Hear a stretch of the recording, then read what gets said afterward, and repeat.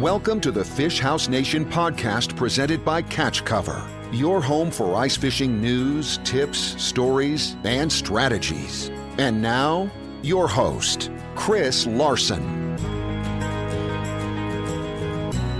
Hello, and thanks for downloading the Fish House Nation podcast. Today, our guest is Shannon Fisher from the Minnesota DNR. Shannon, welcome to the Fish House Nation. I appreciate it. Glad to be with you here today. Shannon, you have an extensive background. You've earned a master's and a doctorate degree from South Dakota State. You were director of the Resource Center at Minnesota State Mankato. Now you're with the DNR. Can you tell us a little bit about what you do with the Minnesota DNR? Sure. My position is the populations monitoring and regulations manager. It's a big title to basically say that I have some oversight of the operations of the section of fisheries, manage the budgets, but also manage the regulations, and have some staff that work on the population monitoring and our survey programs. I also have some oversight over the cold water culture program and other things. So it's a broad group of tasks that I have. And that cold water is really kind of what we're talking about today. We wanted to have you on to talk about burbot or eel pout. Well, tell me a little about, like, what do we call these? Do we call them burbot? What's the real name? Well, the official name is burbot. They are the only species of freshwater cod that we have on the planet, really. They're pretty interesting species too, because they're one of only two freshwater fish that are found circumpolar around the globe. Those in northern pike are the only two. There's lots of interesting names for burbot. Eel pout is one that many here in the Midwest are familiar with. When I was doing work on the Missouri River, they call them ling. I've heard a number of other names, but burbot is the official name. Yeah, what is it about burbot? Sounds like you've done a lot of things with them. What is it about burbot that makes you tick? I think for me, it's just that they're so unique. They're so different from anything else that we have. Again, because they're the only cod species in freshwater. They're so different from all of the other species that we typically work on, like crappies and other scaled fishes, for example. And I just think they're just a fascinating species. I've always had an interest in them, and when I started discovering larval and juvenile burbot in backwaters of the Missouri River, which we had been looking for a long time, it was pretty exciting. Can you tell me a little bit about the life cycle of burbot? How does a burbot live in a place like northern Minnesota? How does that burbot go throughout its whole life, and kind of what does it do? And when we talk about our lives and how we wake up in the morning, we go to work, we do this. What's that like for a burbot? Well, we don't necessarily have a great feel for what burbot life history and their daily cycles are. And that's part of why we launched a study using some telemetry equipment on a lake in Minnesota here about 2 years ago, to try to get a better understanding of what that daily life is like for them. And then also on an annual scale. There are definitely some things that we do know about burbot. For example, they are a unique spawning species. They spawn in late winter under the ice in these spawning balls of fish that release eggs and milt, and it's a very different type of spawn from anything else that we have, both in terms of behavior and timing. And they come up into shallow water to do that, and then and as most people know, in the summer or when the water warms, we lose these fish. I mean, we don't see them. The belief is, of course, that they go pretty deep. They want colder water, and they stay relatively dormant during those months. However, with the telemetry study, some of the early indications are that they're a lot more active than we probably thought they were, but they do all of that activity in deeper water. But then during the winter months, they come up shallow and they feed. They do a daily. What we're seeing is probably a daily movement, where they come up from the depths, feed at night, and then go back down. But they'll come up pretty shallow. I mean, we've been catching them and finding telemetry data in as little as 3 and 4 feet of water. So they will come up shallow. Tell us a little bit about what a telemetry study is. How does that work, and how do you collect data using telemetry with fish? Sure. What we did is we captured some burbot. We used winter angling. It's the best way to capture them in terms of for research purposes as well. And there are some very small, they're about maybe an inch long, inch and a half long at most, little electronic devices that look like maybe like a vitamin pill or something. And we surgically put those into the body cavities of some burbot, and we sew them up and hold them for just a very short period of time to make sure they're gonna survive, and then we turn them loose. And then what we have out in the lake is a what we call a receiver array. It's a group of receivers. I think in the lake that we are doing the work on, we have about 36 of these receivers out there. And then these little devices inside the burbot, they send out a little ping or a little electronic noise, so to speak. Some of them were set up to do it every 3 or 4 minutes. Some of them were set up to do it every 15 minutes. And then those pings are picked up by these receivers, and then we can triangulate location. And then there's also a pressure sensor in those transmitters in those fish that allow us to estimate how deep they are as well. So what do you learn from data like that? How do you collect that data and then create some hypothesis with what the data is that you're getting? Sure. Well, we go out and we have a graduate student from Bemidji State University who's working on the project, and he goes out and downloads the data from the receivers every few months. And then what we are able to do is we're able to formulate kind of a series model of the movement of these fish. What kind of depths are they using? What kind of temperatures are they looking for? Are they coming up into shallow areas consistently? Because one of the questions that I have is are these fish utilizing, or do they have a strong affinity for the same spawning grounds, for example? Is it a very unique spawning ground area, or is it kind of scattered? Because one of the concerns that I have is if these fish are utilizing the same or a very finite area for spawning, and anglers know that they're there at certain times of the year, it makes them pretty vulnerable because they will readily feed during the spawn. So it's not like they're, so they're going to respond to baits and such put in front of them. And we have some concerns about that. But we're hoping that the telemetry information is going to give us a lot better feel for kind of what the habitat requirements are for these fish. We really just don't know a lot about them. And we know that in some of the southern parts of the Burbot range, the populations seem to be declining.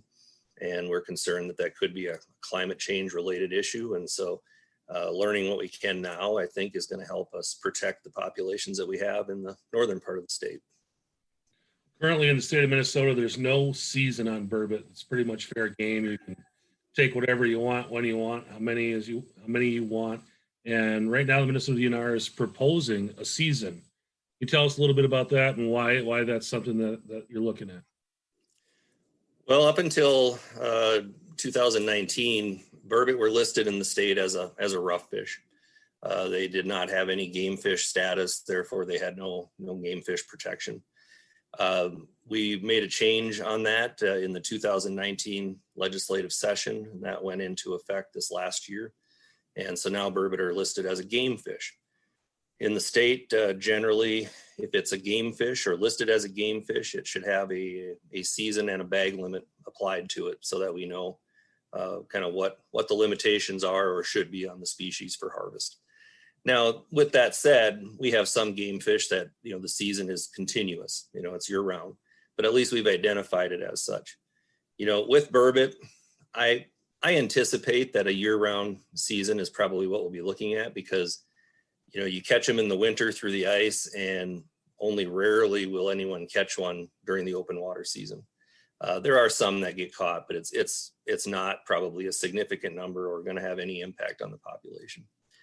Now, I think the bigger question is bag limit. Because we don't have a significant amount of data on burbot, it makes it a little more challenging to set a biologically valid bag limit. But what I can say is that in looking at some of the data from the the lakes that we are currently studying, including the telemetry lake, if you look at the length frequency graphs for these lakes, it does start to appear that maybe there's some cropping off of large burbot from the population. We see a sharp increase in lengths at younger ages, and then they just kind of disappear. And I don't think it's that the fish aren't lasting into those longer lengths. They're just not there. And so we've got some questions that are going to need to be answered. I did a little bit of looking around at other states and provinces, for example, to see what other groups are doing in terms of bag limits. And it varies. We've got some that are as low as 2. We've got some that are 6 to 8, if you look across the burbot range. So we're going to have to get some public input on that. We want to know what people think about that. We have heard a call from some groups saying they want the limit at 1 because they value the species so much. We've had others say, no, we harvest a lot of these fish and we eat them, and we want to have a more liberal bag limit. So it's going to be an interesting process to see what kind of feedback we get. Yeah, you're talking bag limits. Some people want 1, some people want a big one. Do you have any just feedback overall on the entire thing? Anybody saying, we just want you to leave it the way it is. We want to be able to fill buckets if that's the way the bite is going. What are people saying to you as far as that? So far, I have not heard much sentiment saying, don't protect them, leave it the way it is. I mean, most people, I think, that fish for them realize that the species is a lot more valuable than historically anglers in the state gave them credit for.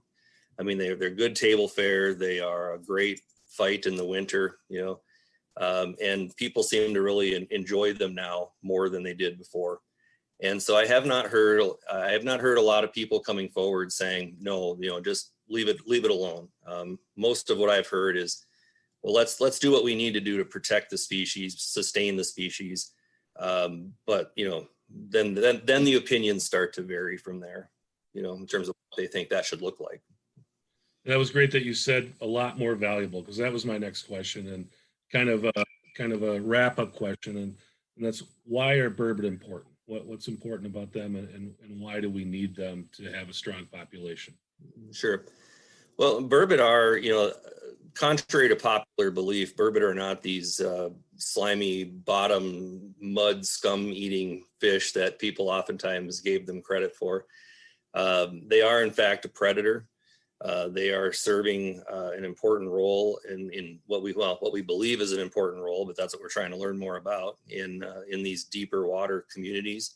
They seem to maintain focus on various fish for prey. It's interesting because one thing we've seen too is in some lakes where we have really strong northern pike populations, these burbot, because they don't have any spines, for example, they serve as an important food source for the pike, because they come up in the shallows in the late evenings and mornings, and the pike are still able to pick some of them off. And so I think we have a lot to learn yet about the value of these species, but again, because they're unique, they're a predator, they're native, they've been here, they play a role. We still have more to learn about what that role is, but we believe that they are worth protecting and worth managing to sustain the populations. Shannon, is there something you wanted to talk about today that I didn't ask you? Not that I can think of offhand, but it has been interesting to watch the interest in burbot evolve, because I grew up in northern Minnesota. I went ice fishing with my dad and his friends, and sometimes when you saw that big burbot coming up that ice fishing hole, I mean, some of those guys would just cut the line. They didn't want to deal with it. They didn't want to touch it, and then you used to drive around and you'd see burbot laying all over the ice up there. It was raven food is all it was. They'd smack them on the head and throw them out on the ice because they felt they were nothing more than a competitor to all the other species they would rather catch. And it's been pretty amazing to see the change, because you just look at requests like you wanting to talk to me about burbot. I mean, these types of requests have increased significantly over the last 10 to 15 years, and people are realizing that there's a recreational and a table fare value in these species. And I mean, it's exciting. Yeah, I hear from people all the time that, hey, we're trying to put together a Burbot trip. Where do we go? When do we go? Those types of things. So I think people, see it almost like, if you were a hunter, it's almost like kind of like a trophy hunt. Like, this is something that I can't do in my backyard here. So I'm going to put everything together, put all the pieces together, and we're going to go after Burbot on, this weekend. Yep. I'm starting to see more of that too. I'm on some of the, the Facebook sites for Lake of the Woods and such. And you see people asking frequently, I want to come up, and catch a Burbot. What do I do? Where do I go? 10 years ago, you wouldn't have seen people asking those questions because they could have cared less, Right. And now people are targeting them, but that raises the concern level, is how vulnerable are these species, And I think that's the biggest question that I'm trying to help answer with this telemetry study with Bemidji State is what can we do, or what do we need to do to make sure this species doesn't take a big hit from winter angling. And if people want to learn more about Burbot, learn about your study or what's going on at the Minnesota DNR and Burbot, where can they go? Well, right now, they can contact me at the DNR office, although I'm working from home, of course, with COVID. And also, there is a graduate student at Bemidji State who has become a subject matter expert on Burbot and movement, and he's also a pretty darn good resource to tap into. And we'll have some, we'll be wrapping that study up over the next probably 6 to 8 months here, and I'm sure you'll be seeing some products from that hitting the media. So, awesome. Shannon Fisher from Minnesota DNR. Really appreciate your time and coming on. Thank you very much. All right. Thank you. Thanks for listening to the Fish House Nation podcast presented by Catch Cover. For more ice fishing content, visit our blog at catchcover.com.